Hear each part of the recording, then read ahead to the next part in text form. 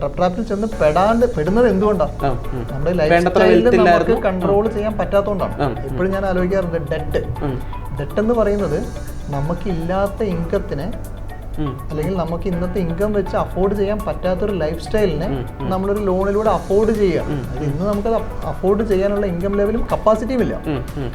അത് ആ സാധനങ്ങൾ പക്ഷെ നമ്മൾ എൻജോയ് ചെയ്യണം. അപ്പോൾ നമുക്കുള്ള അപ്പോൾ നമ്മുടെ മുമ്പിലുള്ള ഏക വഴി എന്ന് പറയുന്നതാണ് ഡെറ്റ് എടുത്ത് അത് എൻജോയ് ചെയ്യുക. അപ്പോൾ ഓഫ് കോഴ്സ് നമ്മുടെ ഫ്യൂച്ചർ ഇൻകത്തിനെയാണ് നമ്മൾ ഡിസ്കൗണ്ട് ചെയ്ത് പോകുന്നത്. നമ്മുടെ ഫ്യൂച്ചർ ഇൻകത്തിൽ നിന്ന് വരുന്ന നല്ലൊരു ശതമാനം അതിൻ്റെ റീപേയ്മെന്റിലേക്കായിട്ട് പോകും.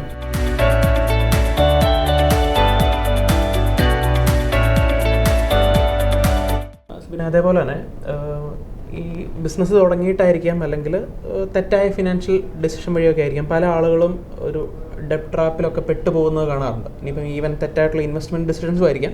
ഇത്തരത്തിലുള്ള കാരണങ്ങൾ കൊണ്ടൊക്കെ അപ്പം നമുക്ക് ആകെ ഫുൾ കടക്കണിയിലാണ് എന്ന് പറയാവുന്ന ഒരു സിറ്റുവേഷനിൽ വന്ന് നിൽക്കുന്ന ഒരുപാട് ആളുകളുണ്ട്. അന്നേരം അവർ ഫോളോ ചെയ്യേണ്ട ഒരു ഡിസിപ്ലിൻ അല്ലെങ്കിൽ അവർ മുമ്പോട്ട് എന്താണ് അവർ പ്രോപ്പറായിട്ട് ഒരു അതിൽ നിന്ന് മാറി പ്രോപ്പറായിട്ട് ഒരു കറക്റ്റ് ട്രാക്കിലേക്ക് വരാൻ എന്താ ശരിക്കും പറഞ്ഞാൽ ചെയ്യേണ്ടത്? ശരിക്കും പറഞ്ഞാൽ ചെയ്യേണ്ടത് ഒരു ഫിനാൻഷ്യൽ ഡിസിപ്ലിനാണ്.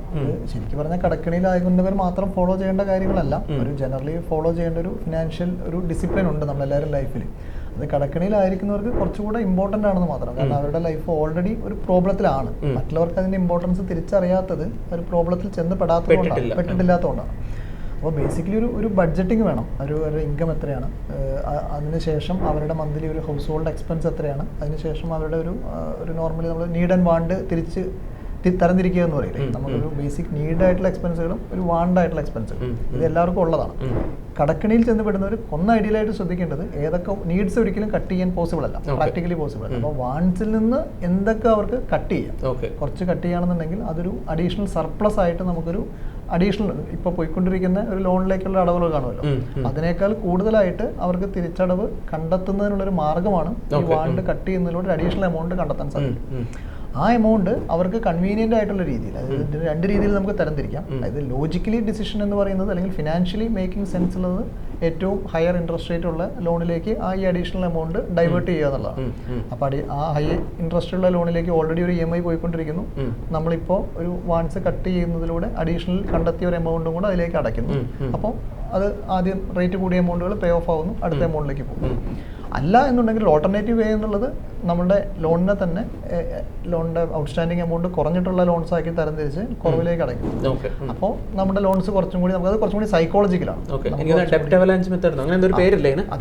അപ്പോൾ അത് കുറച്ചും കൂടെ ചെറിയ ചെറിയ ലോണുകളിൽ പെട്ടെന്ന് ക്ലോസ് ആവുന്നതിലൂടെ നമ്മുടെ നമ്പർ ഓഫ് ലോൺസ് വളരെ കുറയണമായിട്ട് തോന്നും. നമ്മൾ റീപേ ചെയ്ത് തീർക്കുന്നു ഒരു മോട്ടിവേഷണൽ സംഭവം, ഒരു സൈക്കോളജിക്കലി നമുക്കൊരു ബൂസ്റ്റ് ഈ മെത്തേഡിൽ കിട്ടും. ഫിനാൻഷ്യൽ ആൻഡ് കുറച്ചും കൂടെ ലോജിക്കൽ സെൻസ് മറ്റേതിൽ നിന്ന് കിട്ടും. അതായത് ഏറ്റവും ഇൻട്രസ്റ്റ് റേറ്റ് കൂടുതലുള്ള ആദ്യം അടച്ചു തീർക്കുക എന്നുള്ളതാണ് ഫിനാൻഷ്യലി കറക്റ്റ്. പക്ഷെ സൈക്കോളജിക്കലി മറ്റേതായിരിക്കും നമുക്ക് കുറച്ചും കൂടെ ഒരു ബെനിഫിറ്റ് കിട്ടുന്നത്, അല്ലേ? അപ്പോൾ അതിനകത്ത് ചിലപ്പോൾ ഓരോരുത്തർക്കും ഓരോ രീതിയിലായിരിക്കും. അപ്പോൾ ചിലപ്പോൾ എനിക്ക് ചിലപ്പോൾ ആദ്യത്തെ എടുക്കാനായിരിക്കും താല്പര്യം, ഒരു ക്ലയൻറ്റിന് അല്ലെങ്കിൽ രണ്ടാമത്തെ എടുക്കാനായിരിക്കും താല്പര്യം. അപ്പോൾ നമുക്ക് ഏതാണോ ഇതിനകത്ത് സ്യൂട്ടബിൾ ആയിട്ട് തോന്നുന്നത്, നമ്മുടെ പേഴ്സണാലിറ്റി ട്രൈറ്റിന് ഏതാണോ യോജിച്ചത്. കാരണം ചിലർക്ക് ഒരു മോട്ടിവേഷൻ കിട്ടിക്കഴിഞ്ഞാൽ അത് കുറച്ചുകൂടെ അഗ്രസീവായിട്ട് ചെയ്യുന്നതൊക്കെ കാണാറുണ്ട്. എൻ്റെ ഒരു ലോൺ 5 ലോൺ ഉണ്ടായിരുന്നു, 4 കുറഞ്ഞു. അപ്പോൾ കുറച്ചും കൂടെ മോട്ടിവേറ്റഡ് ആയി. അപ്പോൾ കുറച്ചും കൂടെ നമ്മൾ അഗ്രസീവായിട്ട് അടയ്ക്കും. നമ്മളപ്പോൾ എന്ത് ചെയ്യുന്ന വെച്ചാൽ ഒന്നും കൂടെ തിരിച്ചു പോകും വാണ്ടിലേക്ക്. എനിക്ക് ഇതും കൂടെ കട്ട് ചെയ്താൽ എനിക്ക് ഇതും കൂടെ ക്ലോസ് ചെയ്യാം.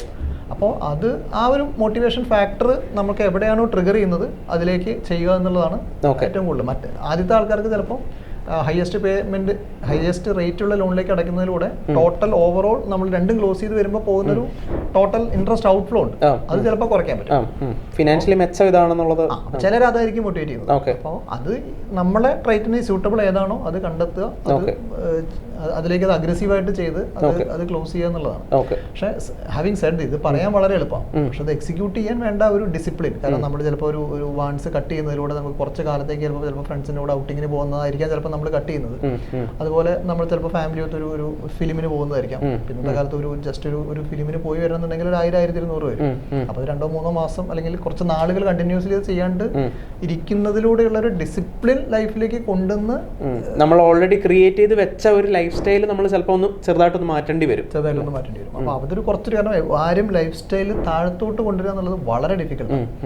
അപ്പോൾ ആ ഒരു സാധനത്തിൽ ഡിസിപ്ലിൻ കൊണ്ടുവന്ന് അത് സ്റ്റിക്ക് ചെയ്ത് നിൽക്കുക എന്നുള്ളത് ഒരു കുറച്ച് എക്സിക്യൂട്ട് ചെയ്യാൻ ഡിഫിക്കൽട്ടുള്ള കാര്യമാണ്.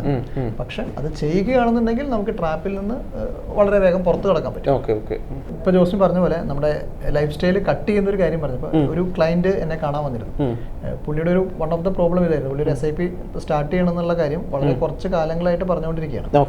അപ്പോൾ അതിനകത്ത് പുള്ളിയുടെ ഒരു കുറച്ച് നേരം സംസാരിച്ചപ്പോൾ എനിക്ക് മനസ്സിലാക്കാൻ സാധിച്ചത് പുള്ളി ഒരു കമ്പനി ചേഞ്ച് ചെയ്തു. കമ്പനി ചേഞ്ച് ചെയ്യുമ്പോൾ ഓഫ് കോഴ്സ് നമുക്കൊരു 25 to 30% വരെയൊക്കെ ഇൻക്രിമെന്റ്സ് നമുക്ക് കിട്ടാറുണ്ട്. പുള്ളിക്ക് കിട്ടിക്കൊണ്ടിരുന്ന ഒരു സാലറി ഒരു 7-8 lakhs ആയിരുന്നു, എൻ്റെ ഓർമ്മ ശരിയാണെന്നുണ്ടെങ്കിൽ.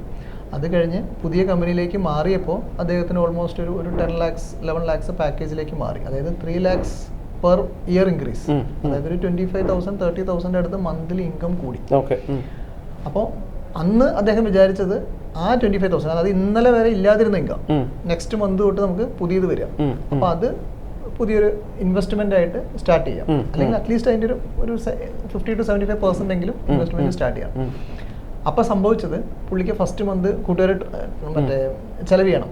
പുള്ളി എല്ലാവരും കൂടെ കൂടി ചെലവ് ചെയ്തു, ആ ഒരു എമൗണ്ട് പോയി. അപ്പൊ നെക്സ്റ്റ് മന്ത് ഫാമിലി എന്ന് പറഞ്ഞു, ഇതൊന്ന് നമുക്കൊരു വൈഫിന്റെ ഫാമിലിക്ക് ഡ്രസ്സ് എടുത്ത് കൊടുക്കണം. അപ്പോൾ നെക്സ്റ്റ് മന്ത് സാലറിയും ഈ ഇൻക്രിമെന്റ് കുറെ അങ്ങനെ പോയി.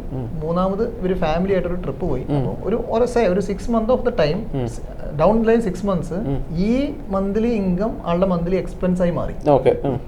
അപ്പോൾ നെക്സ്റ്റ് 6 മാസത്തിന് ശേഷം പുള്ളിനെ കണ്ടപ്പോൾ പുള്ളി പറഞ്ഞത് നമ്മൾ അടുത്തൊരു ചേഞ്ച് വരുമല്ലോ, അപ്പോൾ നമുക്ക് സ്റ്റാർട്ട് ചെയ്യാം. ഇപ്പോൾ ഹി യൂസ് ടു നമ്മുടെ ലൈഫ് സ്റ്റൈലിൽ നടന്നുകൊണ്ടിരിക്കുന്ന ഒരു കാര്യങ്ങൾ that will become a new normal for us. തൊട്ട് മുമ്പ് വരെ ഉണ്ടായിരുന്നത് അന്നത്തെ നോർമൽ ആയിരുന്നു. ഇത് കഴിഞ്ഞ് വന്നപ്പോൾ നമ്മൾ ആ ഒരു ഹാബിറ്റിലേക്ക് നമ്മൾ പെടുകയും, കാരണം ഈറ്റിംഗ് ഔട്ട് ഇൻക്രീസ് ചെയ്തു, ട്രിപ്പുകൾ ഇൻക്രീസ് ചെയ്തു.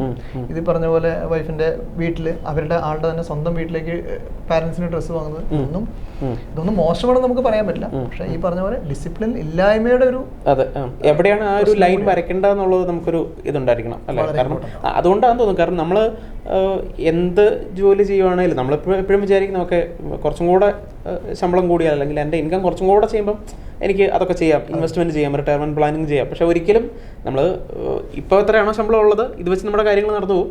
അന്നും ശരിക്കും പറഞ്ഞാൽ ഇത് തന്നെയാണ് സംഭവിക്കുന്നത്. ഓട്ടോമാറ്റിക്കലി ഒരു സൈക്കോളജിക്കലി നമ്മുടെ ഒരു ലൈഫ് സ്റ്റൈലിനകത്തൊരു ചേഞ്ച് നമ്മൾ പോലും അറിയാതെ വരുന്നുണ്ട്. അന്ന് ശരിക്കും പറഞ്ഞാൽ ആ ഒരു ലൈഫ് സ്റ്റൈലിൽ ഭയങ്കര ഒരു ഡിസിപ്ലിൻ വരിക, നമുക്ക് നീഡ് വേണ്ട തിരിച്ചറിയുക എന്നുള്ളത് തന്നെയാണ്. സോഷ്യൽ മീഡിയയിൽ അനിൽ ബാലചന്ദ്രന്റെ ഒരു വീഡിയോയിൽ വളരെ വളരെ ഫേമസ് ആയിട്ട് പുള്ളി പറയുന്നുണ്ട്, ഇന്ന് 10,000 രൂപ സാലറി ഉള്ളവന് 1,000 രൂപ മാറ്റി വെക്കാൻ പറ്റുന്നില്ലെങ്കിൽ 1,00,000 രൂപ കിട്ടിയ 10,000 രൂപ മാറ്റി വെക്കാൻ പറ്റില്ല.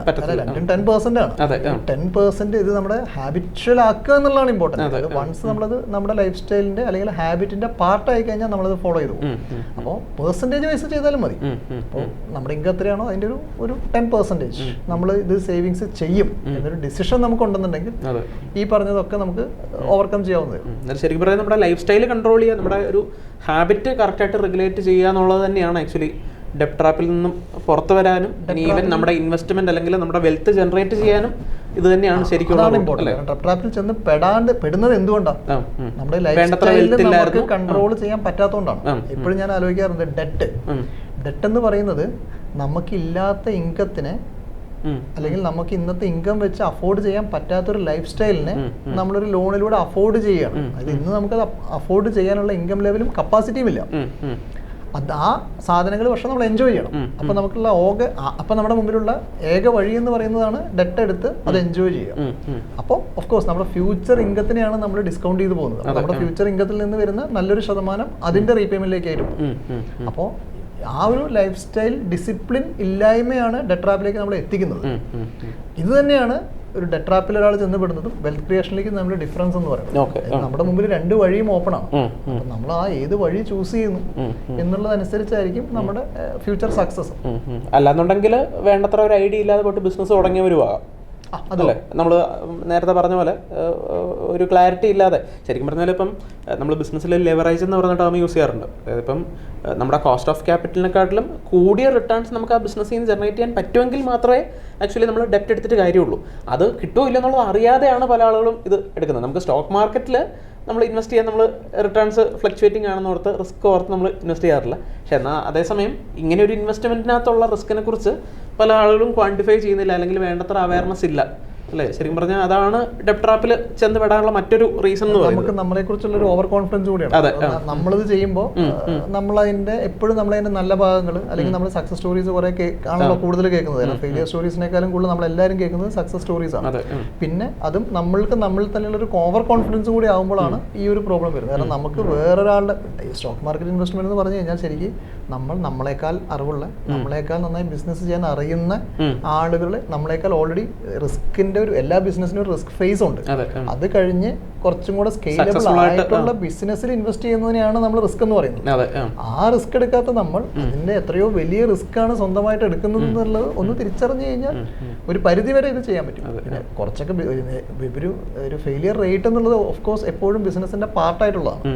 അപ്പൊ അതിന് കുറച്ചും കൂടെ അവയർനെസ് ആയി, കുറച്ചും കൂടെ അതിനെക്കുറിച്ച് പഠിച്ച്, കുറച്ചും കൂടെ അതിനെക്കുറിച്ച് മനസ്സിലാക്കി, ഈ പറയുന്ന പോലെ നമ്മുടെ ബിസിനസ് ഐഡിയ നമ്മുടെ ഫ്രണ്ട്സിന്റെയും ഫാമിലിയുടെയും ഇടയിലൊന്ന് ടെസ്റ്റ് ചെയ്ത് നോക്കി ഇത്തരം സാധനങ്ങൾക്ക് സ്കോപ്പ് ഉണ്ടോന്ന് അവരുടെ ഒരു ഫീഡ്ബാക്കും കൂടെ എടുത്തതിന് ശേഷം അതിനെ സ്കെയിലബിൾ ചെയ്യുകയാണെന്നുണ്ടെങ്കിൽ ഇനിഷ്യലി ഒന്ന് ബൂട്ട് സ്റ്റാർട്ട് ചെയ്ത് സ്കെയിലപ്പ് ചെയ്യുന്ന സമയത്തായിരിക്കണം ഐഡിയലി നമ്മൾ ഡെപ്റ്റിനെ കുറിച്ച് നമ്മൾ ചിന്തിക്കേണ്ടത്.